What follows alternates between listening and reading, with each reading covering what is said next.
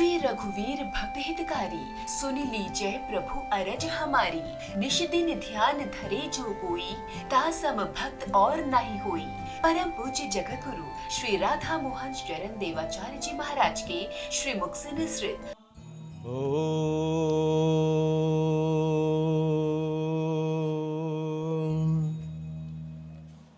नीलाम्बुज श्यामल कोमलांगम, सीता समारोपित वाम भागम। पाणौ महासा एक चारु चापम, नमामि रामं रघुवंशनाथम। रामाय रामभद्राय रामचंद्राय वेधसे, रघुनाथाय नाथाय सीताया पतये नमः। जानकी जीवनं वन्दे मांडवी प्राणवल्लभम्, उर्मिला रमणं वन्दे कृतिकान्तं नमाम्यहम्। अतुलित बलधामं हैमशैलाभदेहं, दनुजवन कृशानुं ज्ञानिनामग्रगण्यम्। सकल गुण निधानं वानराणामधीशं, रघुपति प्रिय भक्तं वात जातं नमामि। यो अन्तः प्रविश्य मम वाचमिमं प्रसुप्तां, संजीवयति अखिल शक्तिधर स्वधाम्ना।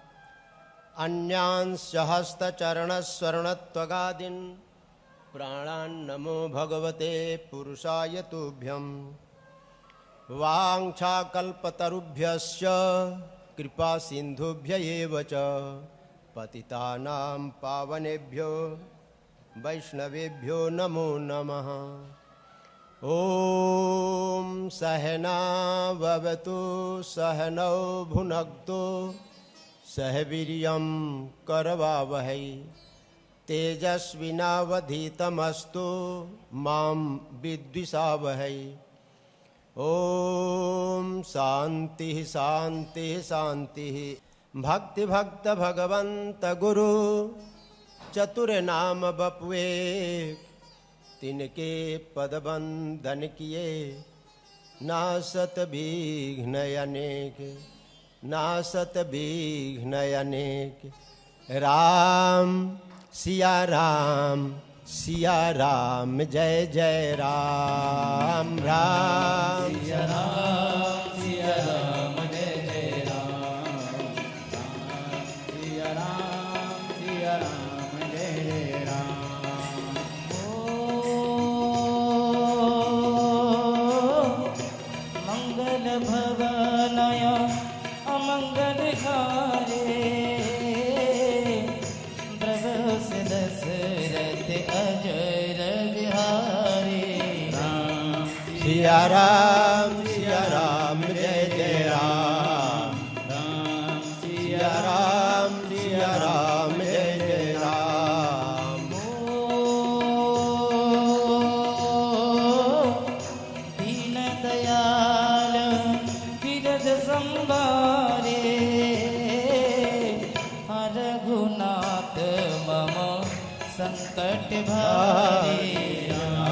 सिया राम जय जय राम, राम सिया राम जय जय राम।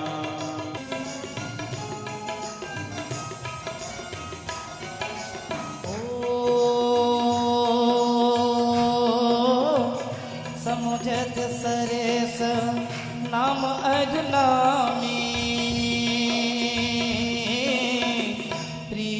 परस पर प्रभु अनुगामी। राम सिया राम जय जय राम, राम सिया राम जय जय राम।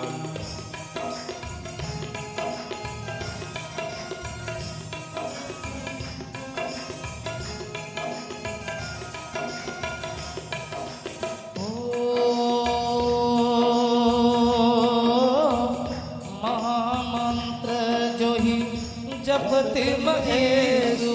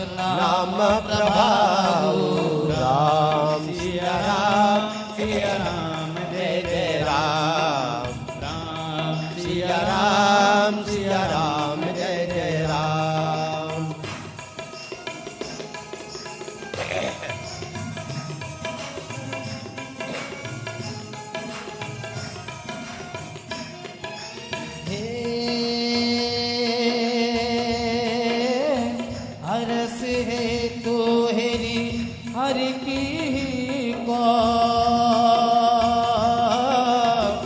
किया भूषण किया पुतने को सिया राम जय जय राम राम सिया राम जय जय राम।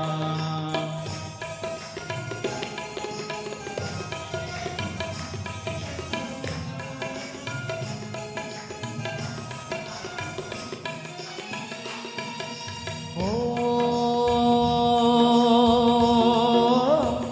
बंदगु नाम राम रघुवीर को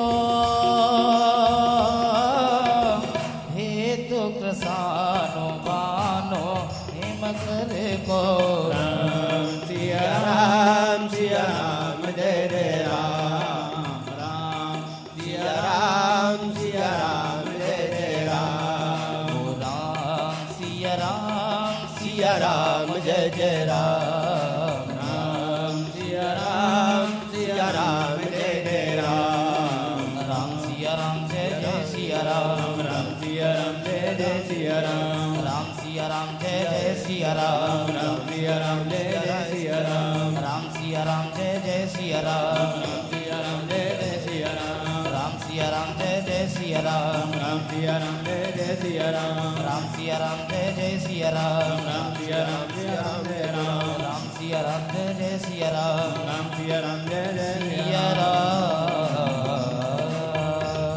बोलिए भक्तवत्सल भगवान की जय। सियावर रामचंद्र की जय। शंकर भगवान की जय। श्री हनुमान जी महाराज की जय। अयोध्या धाम की जय। अयोध्या नाथ की जय। सरजू मैया की जय। गंगा मैया की जय। तुलसीदास जी महाराज की जय। निम्बार्क भगवान की जय। श्री गिरिराज महाराज की जय। सब संतन की जय। सब भक्तन की जय। अपने अपने गुरु गोविंद की जय। जय जय श्री राधे श्याम। जय जय सीताराम। सर्वेश्वर प्रभु की महती अनुकंपा से गिरिराज महाराज के पावन चरणों में, गिरिराजन्य क्षेत्र के पावन प्रांगण में श्राद्ध पक्ष के पावन अवसर पर रामचरितमानस की कथा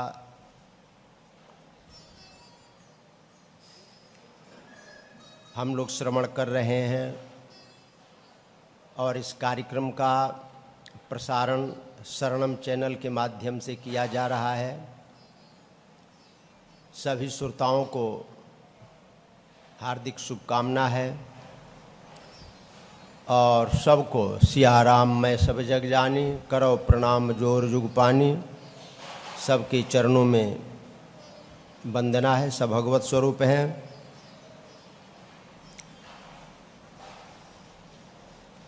रामचरितमानस के बालकांड में 159वां दोहा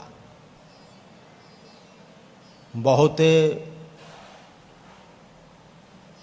उत्तम है समझने के लिए। तुलसी जस भवतव्यता तैसी मिलई सहाय, आपुन आवई ताहि पही ताहि तहाँ ले जाए। हम लोग सोचते हैं कि हमारे जीवन में जो घटनाएं घटित होती हैं वो मेरे कारण होती हैं, उसकी जिम्मेदारी हमारे ऊपर है। हम जैसा चाहते हैं वैसा होता है, हम जैसा करते हैं वैसा होता है। हमारे चाहने से और हमारे करने से यदि होने लगे तो हम जो चाहेंगे वही होगा, हम जैसा करेंगे वैसा ही होगा। सुखम मैन्द्रियकम दैत्या देह योगे न देहिनाम सर्वत्र लभ्यते दैवात् यथा दुखम मयत्नता। ये प्रहलाद जी अपने सखाओं से कह रहे हैं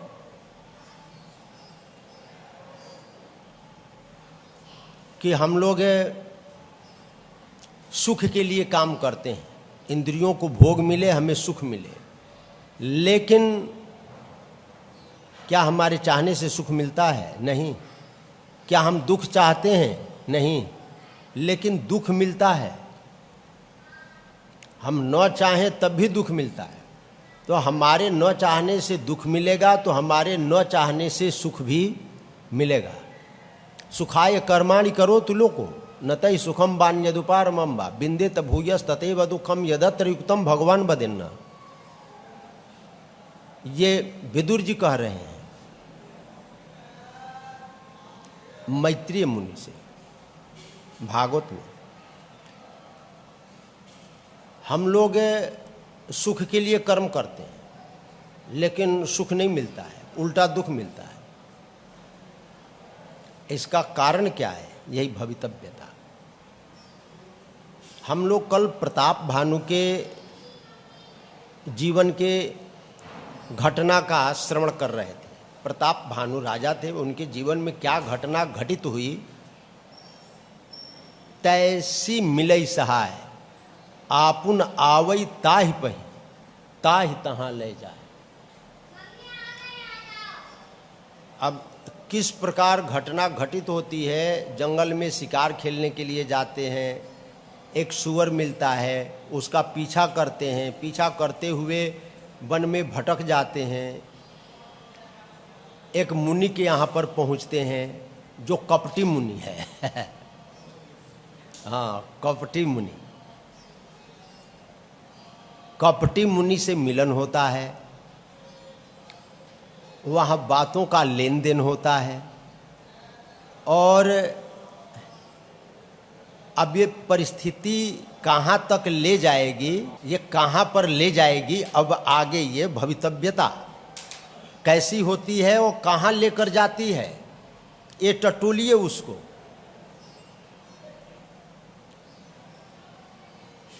वो कपटी मुनि मिला, उससे बातचीत होने लगी। भले ही नाथ आये सुधर शीशा बांध तुरग तरु बैठ महिषा नृप बहुभांत प्रशंसे उताही चरण बंद निज भाग्य सराही। अब ये प्रशंसा कर रहे हैं कि मेरा भाग्य था कि आपका दर्शन हुआ। कौन? प्रताप भानु, उस कपटी मुनि से।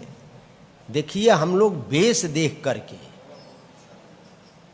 वेश देखते हैं तो वेश के ऊपर ऐसे मुग्ध हो जाते हैं, विषरस भरा कनक घट जैसे, जैसे सोने का घड़ा हो और उसमें विष भरा हो।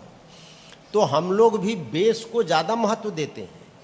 ये कैसा सुंदर वेश बनाया है, माला पहना है, 10-20 गले में माला डाला है, बढ़िया वस्त्र है, बढ़िया पाउडर लगाया है, क्रीम लगाया है, या ऐसा उसके बाहरी आवरण को देख करके आंतरिक आवरण को बिना पहचाने हम लोग उस दिशा में मुड़ जाते हैं। और उसका परिणाम क्या होता है, अब ये आगे देखिए उसका परिणाम प्रताप भानु के जीवन में क्या होता है।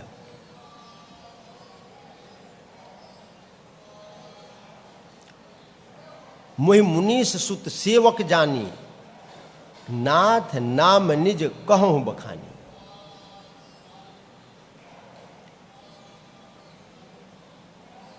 अब प्रताप भानु उससे बोल रहे हैं कि प्रभु आपको मैं पिता मानता हूं।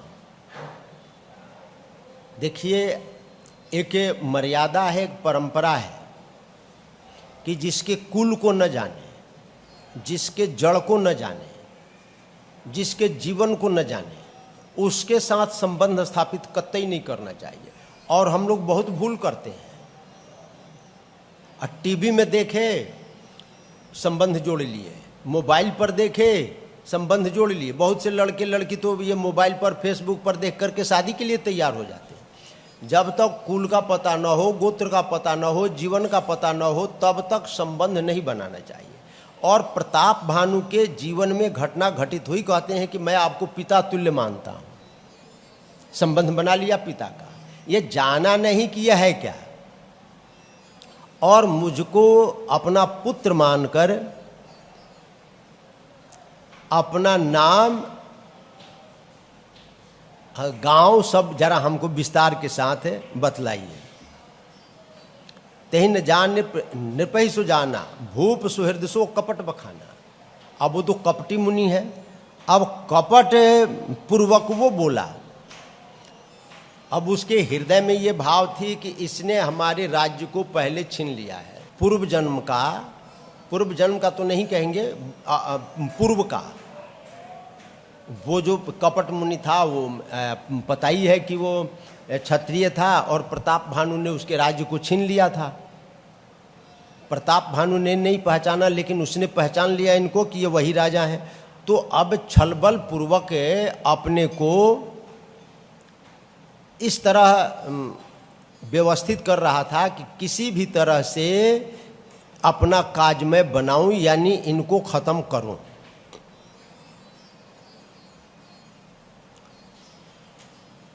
अब जब पूछा कि आपका नाम क्या है, तो ये हम लोगों में एक दुर्गुण होता है। हम जैसे बाहर हैं वैसे अंदर नहीं होते हैं, बिल्कुल विपरीत होते हैं। हम अंदर कुछ और है और बाहर कुछ और है। कपट बोर बानी मृदुल, बोले जुगति समेत, नाम हमार भिखारियब निर्धन रहित निकेत। एक तो व्यक्ति स्वाभाविक रूप से बोलता है कि हम जैसे हैं वैसे ही, जैसे अंदर है वैसे ही बाहर है, कोई भेद नहीं है। लेकिन एक व्यक्ति अंदर से कुछ है और बाहर से कुछ है। अंदर तो उसके हृदय में है कि हम इनसे कैसे बदला लें, लेकिन बाहर अपने आप को प्रदर्शित कर रहा है कि हम तो भिखारी हैं, निर्धन हैं, मकान रहित हैं, मकान भी नहीं है। ये भक्त का अनिकेता स्थिरमतिर भक्तिमान में प्रियो नरा, ये भक्त का लक्षण बतलाया गया है। ये जिसके मकान नहीं हो, दुकान नहीं हो, वो भक्त की कोटि में गिना जाता है। तो ये भी कह रहा है कि हम भिखारी हैं। दीनता का प्रदर्शन, अभिमानी व्यक्ति में एक दुर्गुण होता है कि वो अभिमान को दीनता के रूप में प्रदर्शित करता है। हाँ ठीक है, ये मकान किसका है? आपका ही है। एक स्वाभाविक है, अंदर से तो भरा है कि इसको हम बहुत बनाए हैं, लेकिन बाहर से ये आपकी बिल्डिंग है, हमारे तो क्या है, सब आपका ही है। हम तो अनिकेत हैं, हम तो रहते हैं, आपकी बिल्डिंग है, इसमें हम रहते हैं। जैसे हम हैं नहीं वैसे अपने आप को प्रदर्शित करते हैं। जब ऐसा गलित अभिमान, कह निपजे विज्ञान निधाना, तुम सारिके गलित अभिमाना, तो प्रताप भानु के दिल में क्या आया कि ये महात्मा बहुत उच्च कोटि का है, इसके अंदर अभिमान नाम की तो वस्तु ही नहीं है, एक गलित अभिमान है। और कह रहा है कि जो भगवान के भक्त हैं वो तो अकिंचन होते हैं, निराभिमान होते हैं, उनके अंदर अभिमान होता ही नहीं है।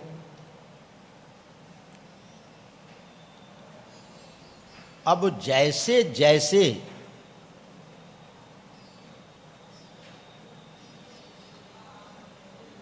जैसे जैसे अपने उदासीन स्थिति का वर्णन कर रहा है, कौन? कपट मुनि, वैसे वैसे उनकी श्रद्धा उसके प्रति बढ़ती जाती है।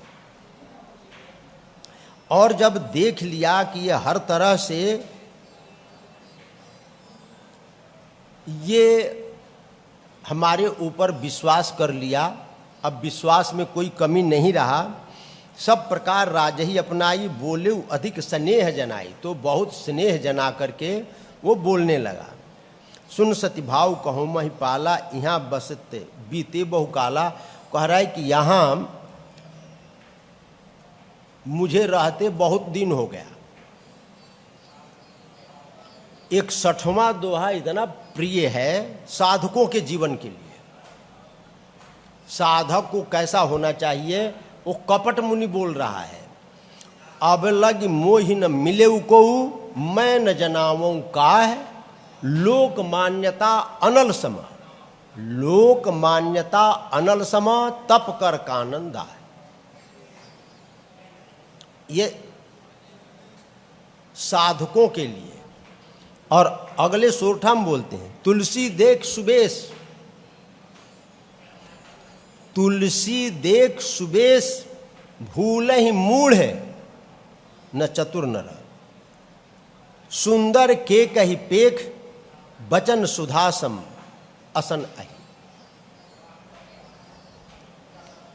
ये संसार में 3 प्रकार की इच्छाएं हैं, लोकैषणा, वित्तैषणा और पुत्रैषणा। 3 इच्छाएं हम लोगों के जीवन की, ये 3 कामनाएं हैं। धन की इच्छा, वित्तैषणा, हमको धन मिले। धन ऐसी वस्तु है जिससे कभी किसी को संतोष होता ही नहीं है। आज तक किसी को धन से संतोष नहीं मिला। ययाति राजा जब उनको निर्वेद वैराग्य जागृत हुआ तो एक गीत गाए, यत् पृथिव्याम ब्रीहि हिरण्यम पशव स्त्रिय न दुह्यंति मनः प्रीति पुंसः कामा हतस्यते। एक व्यक्ति को पूरे पृथ्वी का राज्य दे दिया जाए, पूरा अन्न दे दिया जाए, पूरा गोधन दे दिया जाए, पूरा स्वर्ण दे दिया जाए और पूरी रमणी रत्न दे दी जाए, पूरे पृथ्वी की, लेकिन उसके चित्त में यदि कामनाएं हैं तो ये सब मिलने के बाद भी वो तृप्त नहीं होता है। तृष्णा की धारा ऐसी है, तृष्णा ये कभी भरती नहीं है। तृष्णा की पे काम ऐसा। अर्जुन ने एक प्रश्न किया गीता में कि ये कौन सी ऐसी वस्तु है जिसके कारण हम अथा केना प्रयुक्तोयम पापम चरति पुरुष अन्निक्षन्नपि वार्ष्णेय बलादिव नियोजित। गीता 3:36। हम नहीं चाहते हैं कि हम पाप करें, लेकिन फिर भी हमारी पाप में प्रवृत्ति हो जाती है। हम नहीं चाहते हैं कि हम कोई गलत काम करें, लेकिन फिर भी गलत हो जाता है। इसमें हेतु क्या है? तो भगवान ने कहा कि काम ऐसा, क्रोध ऐसा, रजोगुण समुद्भव, महासनो महापापमा विद्धि ये निमिह बैरिणम।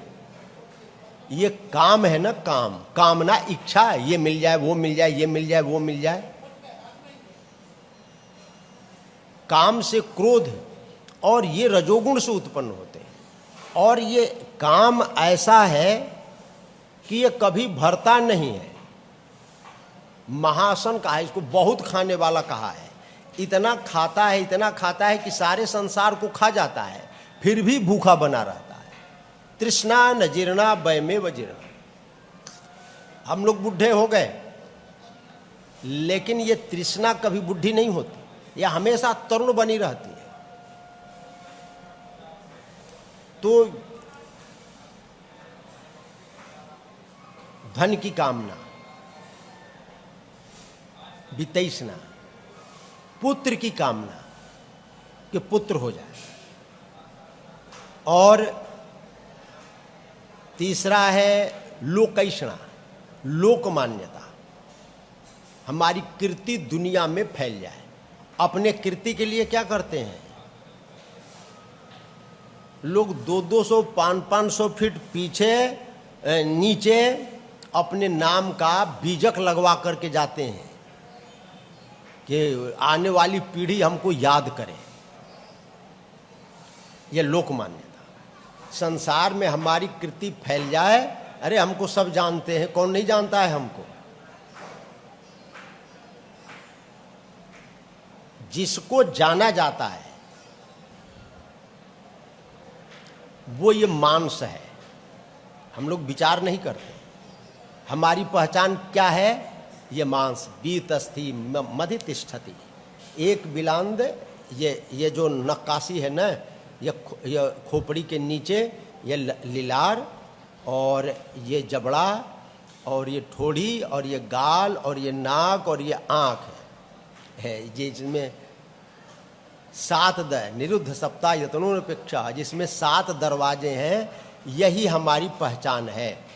इसी का टीवी में फोटो जाए, इसी का पोस्टर बने, इसी का चारों ओर हम अपने आप को ये गाल मान लिए हैं, हम अपने आप को ये नाक मान लिए, हम अपने आप को दाढ़ी मान लिए, अपने आप को ओठ मान लिए, दांत मान लिए। यही हमारी पहचान है। इसी को हमने अपना रूप मान लिया। इसी की कीर्ति दुनिया में फैल जाए।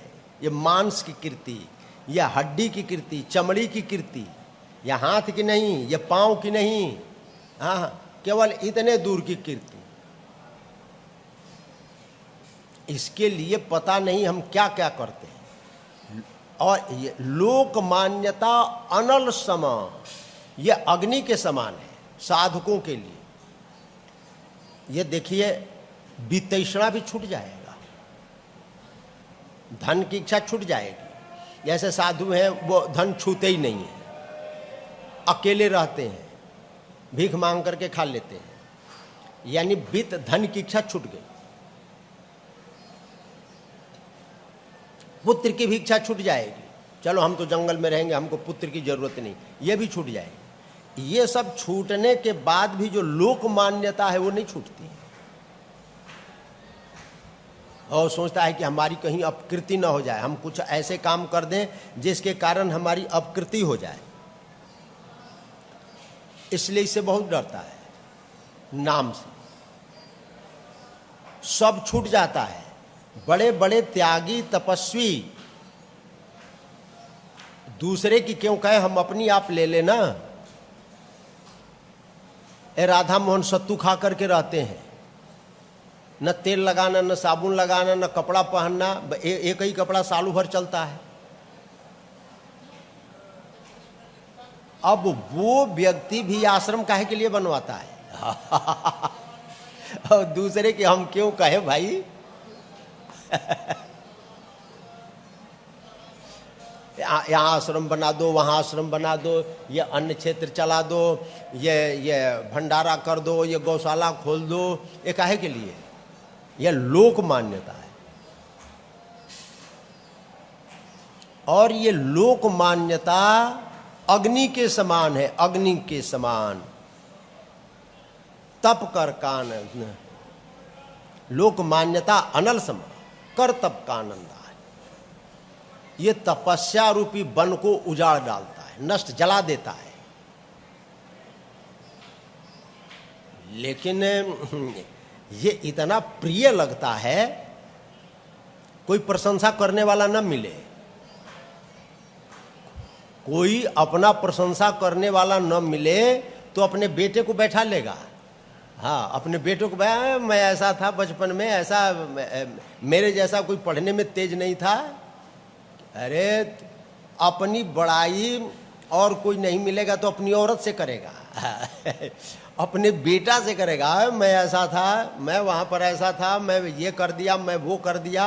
यक्ष ने युधिष्ठिर से पूछा, महाभारत में आती है एक कथा, कि संसार में सबसे मधुर क्या लगता है, सबसे मीठी वस्तु, संसार में सबसे मीठी वस्तु क्या लगती है? युधिष्ठिर ने कहा कि अपनी प्रशंसा। इससे मधुर कोई वस्तु, एक अकबर बीरबल विनोद में कथा आती है। अकबर ने सब दरबारियों से पूछा कि भाई संसार में सबसे प्रिय क्या लगता है? तो सब लोग को कुछ बताएं, कोई कहे कि राजा प्रिय लगता है, कोई कहे कि धन प्रिय लगता है, सब बताएं। तो बीरबल ने कहा कि सबसे प्रिय अपनी प्रशंसा लगता है, इससे अधिक प्रिय कोई वस्तु ही नहीं है। तो अकबर ने कहा कि इसको सिद्ध करो। कहे कि ठीक है, सिद्ध करते हैं। अब वो एक दिन बीरबल बड़ा दिमाग का तेज था। एक दिन शाहजादी को निमंत्रित किया कि आज मेरे यहाँ भोजन करो। तो शाहजादी भोजन करने के लिए आई। 56 भोग बनाया, खूब बढ़िया चकाचक भोजन कराया। बीरबल ने खूब पंखा किया, हवा किया, विविध प्रकार का पकवान बनाया। अब शाहजादी ने कहा कि अब पेट भर गया, अब महापूरण हो गए। फिर लाया अकबर, वो बीरबल 2-4 पकौड़ा समोसा डाल दिया, कुछ रसगुल्ला डाल दिया 2-4। कहे कि नहीं नहीं पेट भर गया। और कहा कि अरे तुम्हारे खसम का क्या लगा है, और 2-4 खा लो। अब वो वहाँ से आग बबूला हो करके और अकबर के यहाँ पहुँची और कहा कि आज बीरबल ने तो मेरा ऐसा अपमान किया कि जीवन में ऐसा अपमान कभी हुआ ही नहीं। अब शाहजादी की बात, बीरबल बुलाए गए। क्या गया है सरकार, कहे कि तुम शाहजादी को भोजन पर बुलाया और इसका इतना बड़ा अपमान किया। बीरबल ने कहा कि मैंने तो कुछ अपमान नहीं किया महाराज, क्या अपमान किया? बोलो 56 भोग बना था तुम्हारे लिए। कहे कि हाँ बना था। तुम्हारे चरण को धोया गया, जाने पर धोया गया, माला पहनाया गया, तिलक किया गया। हमारी औरत तुमको पंखा लेकर के हिला रही थी, हाँ हिला रही थी। खूब पूछ करके तुमको भोजन खिलाया गया। कहे कि हाँ सब किया गया। तो मैंने अपमान कब किया? कहे कि आपने सब किया, लेकिन बाद में एक ऐसा वाक्य बोल दिया कि सब किए कराए पर पानी फिर गया। कहे क्या बोला? कहे कि आपने कह दिया कि तुम्हारे खसम का क्या लगा है, खाओ और खाओ। अकबर ने कहा कि ये क्यों बोला? क्या है कि सरकार ये आपके प्रश्न का उत्तर है।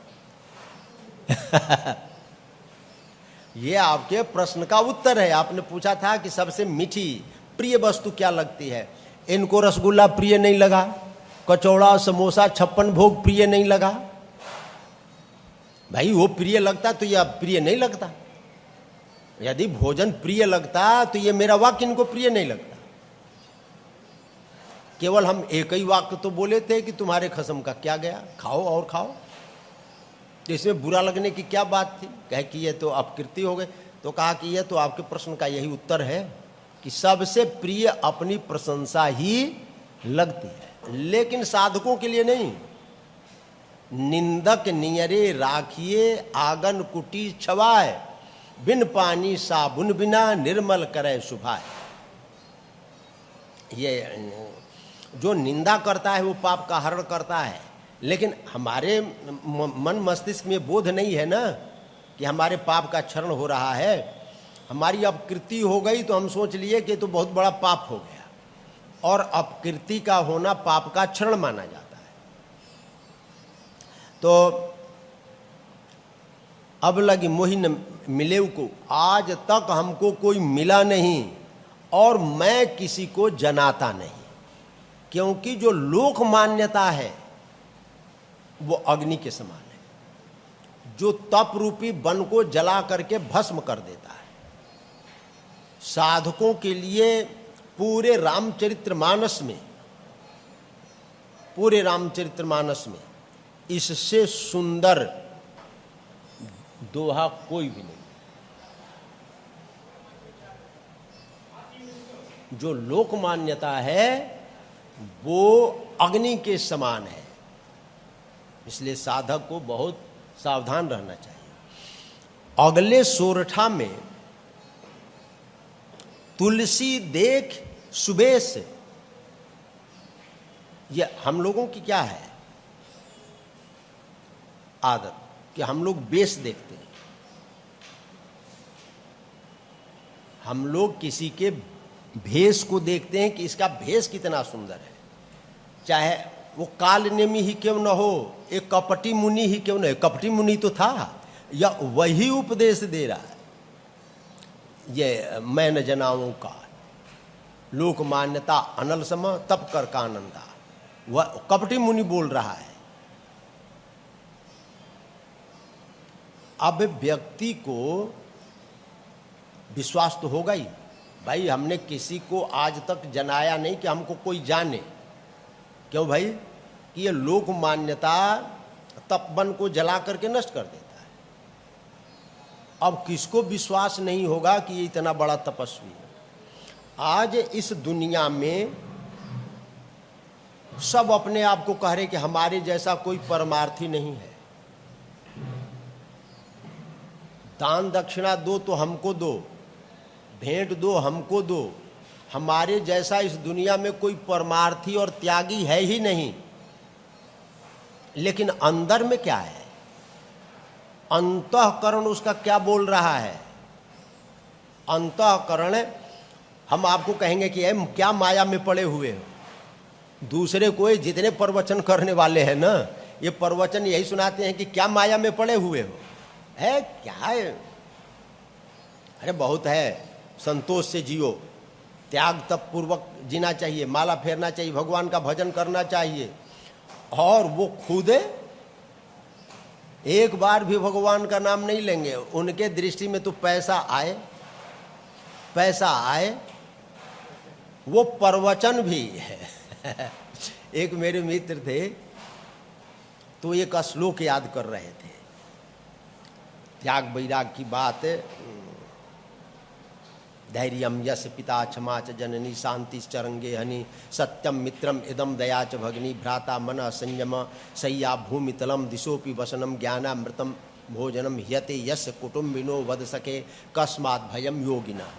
ये वैराग शतक भर्तृका, वो बड़े बड़े तेजी से लगे थे याद करने में। तो मैं उनसे पूछा कि भाई क्या बात है, आप बड़े जोरदारी से यह श्लोक को याद करने में लगे हुए हैं। कहे कि महाराज ये परोसने के लायक है। परोसने के लायक? हम कहे कि ये भोजन थोड़ा ही है। कहे कि नहीं नहीं, ये प्रवचन में सुनाने के लायक है। हम कहे कि सुनाने के लायक है या अपना जीवन में उतारने के लायक है? ये दोनों बात अलग अलग हो गई। हम दूसरे को सुनाएं कि भाई जमीन पर सोवो, लेकिन हमको चाहिए 6 इंची मोटा गद्दा।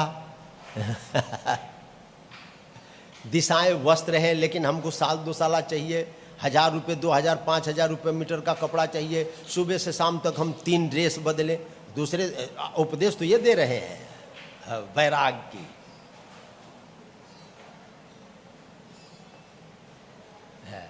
लेकिन स्वयं में धैर्यम यस्य, धैर्य धारण करो। और हमको कोई कुछ कह दिया तो आग बबूला हो गए। क्षमाशील बनो, क्षमा च जननी, क्षमा माँ के समान है। क्षमाशील बनो, लेकिन कोई मेरा अपकार कर दिया तो उसको हम दंड देने के लिए तैयार हो जाते हैं। शांति को अपनी वाहन बना लो, लेकिन हम खुद अशांत हैं। एक क्षण हम शांति के साथ बैठ नहीं सकते हैं। सत्य को मित्र बना लो, लेकिन सुबह से शाम तक हम एक वाक्य भी सांच बोलते ही नहीं है। केवल दूसरे को उपदेश, पर उपदेश कुशल बहुतेरे। आज यही स्थिति है। हम दूसरे को तो उपदेश देना चाहते हैं, लेकिन हमारे जीवन में उसकी जरूरत नहीं है। एक प्रसिद्ध कथा है, आप लोगों ने सुना होगा। एक पंडित जी कथा कर रहे थे, तो कथा में बैगन की बुराई की है कि बैगन खाना नहीं चाहिए। अब उनकी श्रीमती जी भी आई थी कथा सुनने के लिए। कथा सुन करके और पंडित जी घर पहुँचे, उसके पहले ही पहुँच गई घर, और वो जल्दी जल्दी भोजन बनाने लगी। तब तक पंडित जी पहुँचे कि भोजन ले आओ। तो कही कि थोड़ा इंतजार कीजिए, बना रही हूँ। क्योंकि अब तक भोजन नहीं बना। कहे कि भोजन तो बन गया था, अब बना हुआ है, केवल सब्जी बना रही हूँ। कहे अब तक तुमने सब्जी नहीं बनाई? कहे कि सब्जी तो बनाई थी। फिर ले आओ। कहे कि नहीं, मैंने तो उसको फेंक दिया। कहे क्यों फेंक दिया? कि आपने कहा कि बैगन नहीं खाना चाहिए, और गुणों का दुर्गुणों का खजाना है, पेट में रह जाए, व्यक्ति मर जाए तो उसकी मुक्ति नहीं होती है। फिर मैंने उसको फेंक दिया, और फेंक करके अब आलू गोभी की सब्जी बना रही हूँ। तो थोड़ी प्रतीक्षा कर लीजिए। पंडित जी ने डांटा कि अरे बेवकूफ़, मूर्ख है, हम तो चौकी पर बात कर रहे थे ना। चौकी की बात चौका में थोड़ी ही आती है। तो हम दूसरे को ही उपदेश देते हैं, वो उपदेश हमारे जीवन में ना आए। और इसी के कारण आज इस दुनिया में जितने उपदेशक हैं, चाहे किसी भी धर्म के हो, चाहे हिंदू धर्म के हो, चाहे ईसाई धर्म के हो, चाहे इस्लाम धर्म के हो, चाहे यहूदी हो, चाहे पारसी हो, जितने धर्म हैं, सब धर्मों में जितने उपदेशक हैं वो सब त्याग वैराग्य सब बात करेंगे, लेकिन स्वयं के जीवन में नहीं है। इसी के कारण आज ये संसार में इतना विद्वेष फैला हुआ है, इतना अधर्म हो रहा है, एक दूसरे को मार रहा है, काट रहा है बिना अर्थ का। यही कारण है। तो तुलसी देख सुबेश, बेश देख करके कभी आकर्षित नहीं होना चाहिए कि ये बड़ा सुंदर है, बड़ा खूबसूरत है, अब इतना इसका सुंदर कपड़ा है, ये कथा भी कर रहा है तो इतनी सजावट है। ये कथा सुनने आज कल ये कथा कोई नहीं सुनना चाहता है।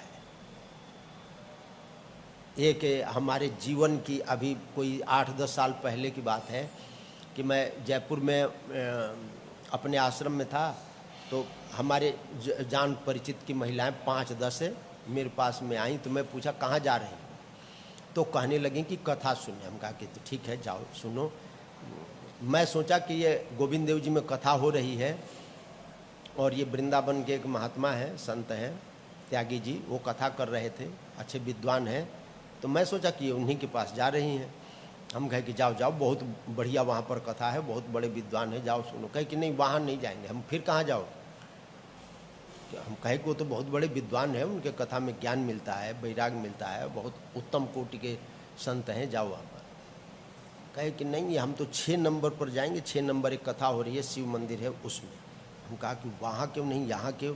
कहे कि वो महात्मा जी बूढ़े हैं, उनकी दाढ़ी पक गई है, दांत भी वैसे ठीक नहीं है, उनका खूबसूरत नहीं है।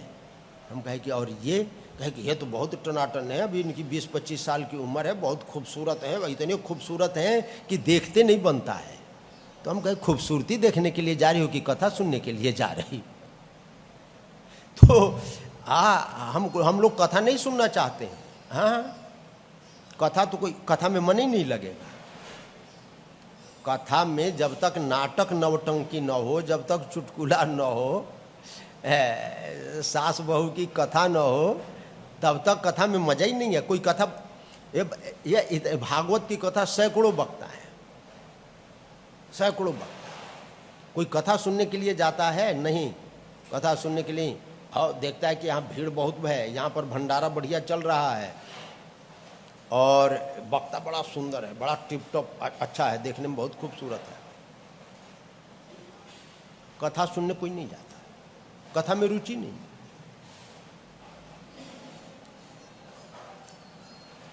तो तुलसी देख सुबेश, भूल ही मूढ़ न चतुर न। और जो बेश देख करके भूल जाता है वो मूढ़ कहा है। भूल ही मूढ़ है न चतुर न। चतुर व्यक्ति बेश देख करके मोहित नहीं होता है। सुंदर के कही पेख, बचन सुधासम असन। मोर देखने में बड़ा सुंदर लगता है, उसके पंख को देखिए कितना सुंदर प्यारा लगता है देखकर, उसकी कलंगी, उसके मुकुट को देखिए कितना प्यारा लगता है। लेकिन खाता क्या है? सांप। तो तुलसी देख सुबेश, यहां सावधान किया तुलसीदास जी ने कि बेश पर मत जाओ। तुलसी देख सुबेश, भूल ही मूढ़ न चतुर न रह।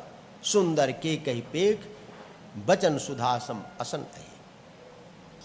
तो कहा वो कपटी मुनि ने कि हम गुप्त रूप से रहते हैं, हमको संसार से कोई प्रयोजन नहीं है, हमको संसार को रिझाने से क्या मतलब लगा है। जैसे जैसे वो तपस्वी अपने उदासीनता की बात करता, वैसे वैसे राजा के अंदर श्रद्धा और बढ़ती जाती। अब तापस बोल रहा है कि देखिए मेरा नाम एक तनु है, नाम हमार एक तनु भाई। तो पूछा प्रताप भानु ने कि एक तनु का नाम मतलब क्या है, इसका अर्थ क्या है। कहे कि अब बोल रहा है,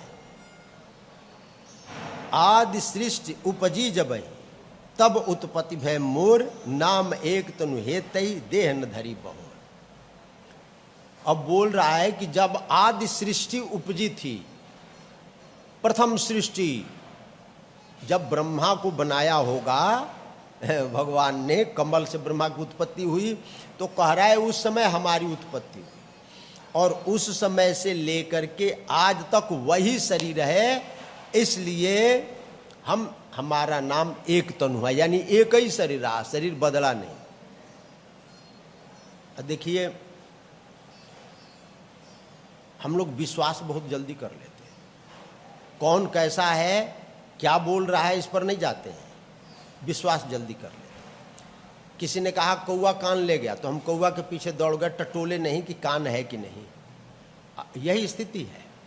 किसी ने कहा हम उस पर विश्वास कर लिए, दौड़ पड़े। अंधा यथांधई रूपनीय माना वाची तंत्या मुर्दाम निबद्धा। ये कुएं भांग पड़ी, कहो कैसे समझाइए घट घट बीच अड़ी। कुएं में भांग पड़ा हुआ है, अब सब पिएंगे तो सब मत वाले होंगे ही। तो ये संसार में भी ऐसा ही है, भेड़िया धसान। अंधा कुएं में गिरा तो सब कुएं में गिरे, एक भेड़ कुएं में गिरी तो सब कुएं में गिरी। ये आज की स्थिति यही है। अब कह रहा है कि मैं जब से सृष्टि, अब विचार नहीं किया कि क्या ऐसा संभव है, इस पर विचार नहीं किया, अंधा होकर के मान लिया, अंधी श्रद्धा कि नहीं ये कह रहा है ये बिल्कुल ठीक है। और बोलता है, जनि आचर्य करहु मन माही, सुत तपते दुर्लभ कछु नाही। तप बलते जग सृजय विधाता, तप बल विष्णु भये परित्राता। तप बल शंभु करहि संहारा, तपते अगमन कछु संसारा। तपस्या सृजामि तपसा विश्वम, ग्रसामि तपसा पुनः, भीभर्मी तपसा विश्वम, वीर्यम में दुश्चरम तप। ये भगवान बोल रहे हैं और वही एक तनु बोल रहा है, कपटी मुनि। भगवान कह रहे हैं कि तप के द्वारा सृष्टि का सृजन होता है, संहार होता है और पालन होता है। भगवान कहते हैं कि ये तप ही मेरा बल है।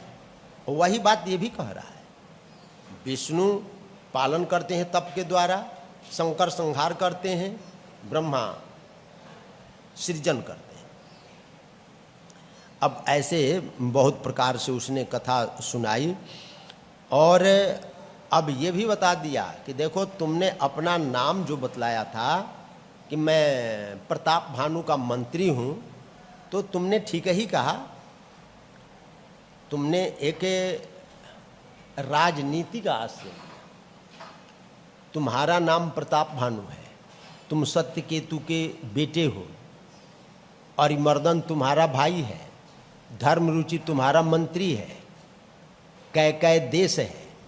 उसको और विश्वास हो गया कि तो बिल्कुल पूरा का पूरा बतला दिया। तुमने जो बताया वो नीति के अनुरूप बताया। राजा को अपना नाम परिचय न हो वहां पर नहीं बतलाना चाहिए, तो तुमने कोई गलत नहीं बोला, ठीक बोला। और मैं तुम्हारे ऊपर प्रसन्न हूं। अब जो इच्छा हो सो हमसे, वो एक तनु बोल रहा है, वो कपटी मुनि, कि जो इच्छा हो सो मांगो।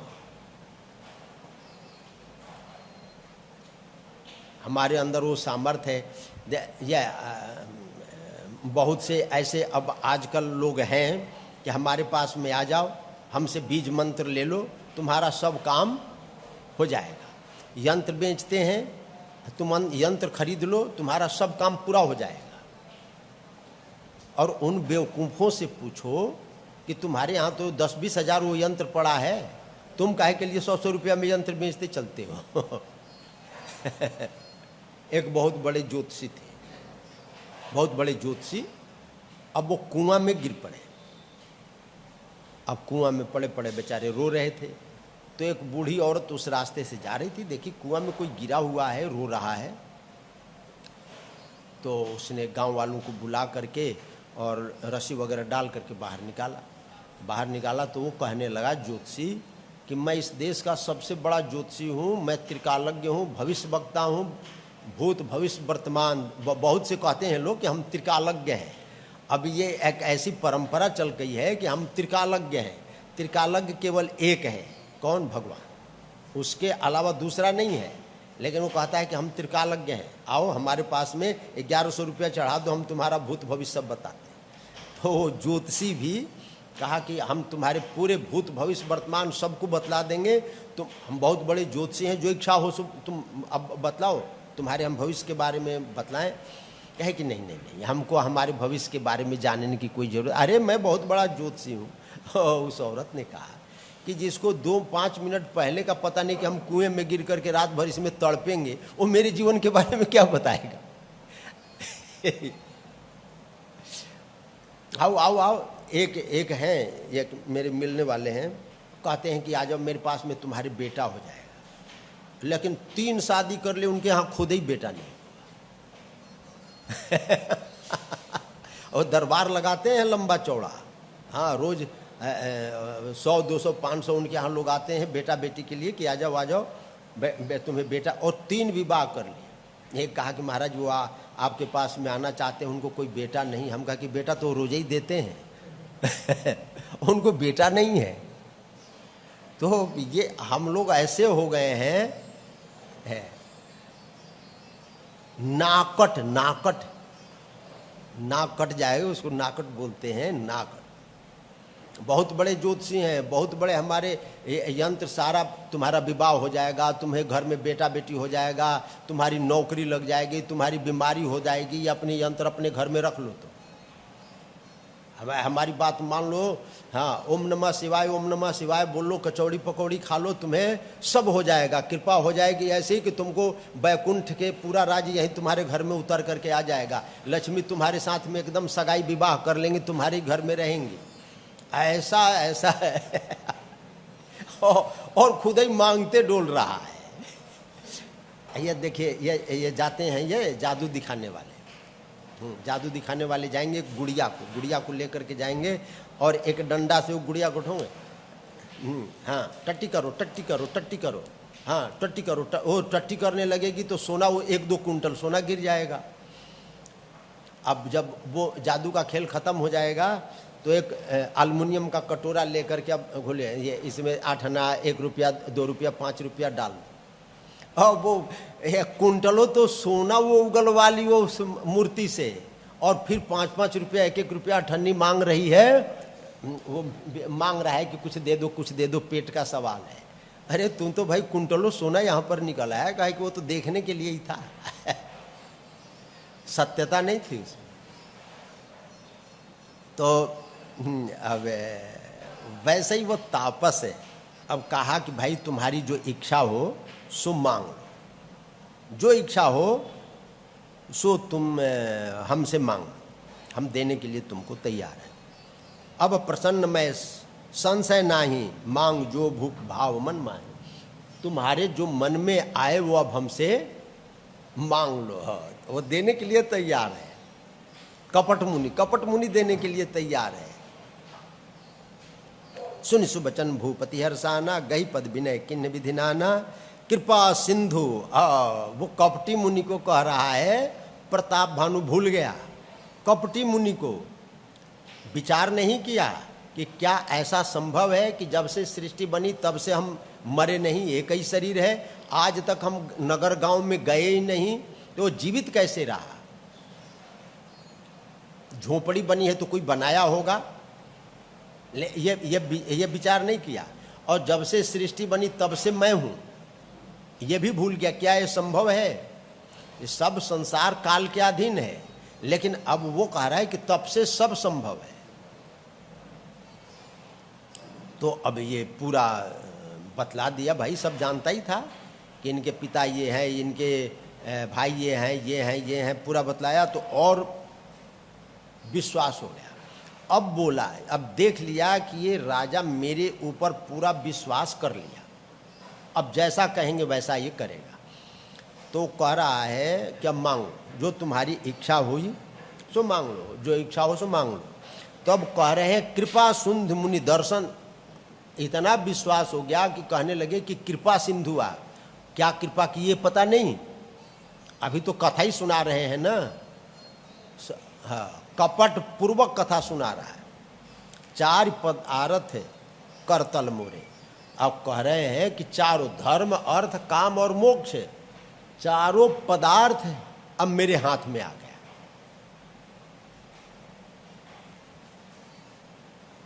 अब क्या मांग रहे हैं? अब देखिए कपटी मुनि से क्या मांग रहे हैं। जरा मरण दुख रहित तनु समर जिते जनिको एक छत्र रिपुहीन मही राज कलपसत हुए। देखिए हम लोगों ने जाना कि वो यज्ञ करते थे, जो कर्म करते थे सब भगवान को समर्पित कर देते थे। बहुत से यज्ञ किए, अतुल संपदा थी, धन हाथी घोड़े किसी चीज की कमी नहीं थी। लेकिन क्या मांग रहे हैं? और ये भी पता होना चाहिए, जातस्य ही ध्रुवम मृत्युर ध्रुवम जन्म मृतस्य च। जो जन्म लेता है उसकी मृत्यु निश्चित होती है। गीता 2:27। कोई बचा है क्या आज तक? मृत्युर जन्मो अतम वीर देहे न सहजायते। ये वसुदेव जी कह रहे हैं भागवत में कंस से कि जो जन्म लेता है तो जन्म के साथ मृत्यु भी जन्म लेती है। ये दोनों साथ साथ जन्म लेते हैं। ये कौन बेवकूफ होगा दुनिया में कह देगा कि मेरी जरा मरण दुख रहित तनु, जरा मरण से हम रहित हो जाएं और रणभूमि में हमको कोई जीते नहीं। आज वो चक्रवर्ती सम्राट है, चक्रवर्ती के लक्षण तो वो चक्रवर्ती सम्राट है। अब किसको जीतना है? अब कोई बाकी रह गया क्या? चक्रवर्ती सम्राट का मतलब संपूर्ण भूमंडल का राजा। अब कौन सा ऐसा प्रदेश रहा जो तुम्हारे अधीन नहीं है? कोई कमी है? भगवान मिले तो मांगना चाहिए कि हे प्रभु भक्ति दीजिए, ज्ञान दीजिए, विवेक दीजिए, शांति दीजिए, मुक्ति दीजिए। लेकिन हम क्या मांगते हैं? जरा मरण दुख रहित तनु। हम सब के सब प्रताप भानु हैं। या आप न समझिए कि केवल वही प्रताप भानु थे। ये प्रत्येक संसार का जीव प्रताप भानु है, मानव मात्र प्रताप भानु है। खाने पीने की घर में कमी नहीं है, पहनने की कमी नहीं है। एक फैक्ट्री है तो 2 फैक्ट्री खोलते हैं, एक आश्रम है तो 2 आश्रम बनवाते हैं, 2 है तो 4 आश्रम की नींव डालते हैं, एक गाड़ी है तो 2 गाड़ी चाहिए। पैदल वाला सोचता है कि साइकिल मिल जाए, साइकिल वाला सोचता है कि मोटरसाइकिल मिल जाए, मोटरसाइकिल वाला सोचता है कि हमको कार मिल जाए, कार वाला सोचता है कि हमको फॉर्च्यूनर मिल जाए, फॉर्च्यूनर वाला सोचता है कि हमको BMW मिल जाए, BMW वाला सोचता है कि हमको हेलीकॉप्टर मिल जाए। ये कभी वासना शिथिल होता है? जिम प्रति लाभ। श्री रघुवीर भक्त हितकारी, सुनि लीजय प्रभु अरज हमारी। निश दिन ध्यान धरे जो कोई, तासम भक्त और नहीं होई। परम पूज्य जगत गुरु श्री राधा मोहन चरण देवाचार्य जी महाराज के श्री मुख से निसृत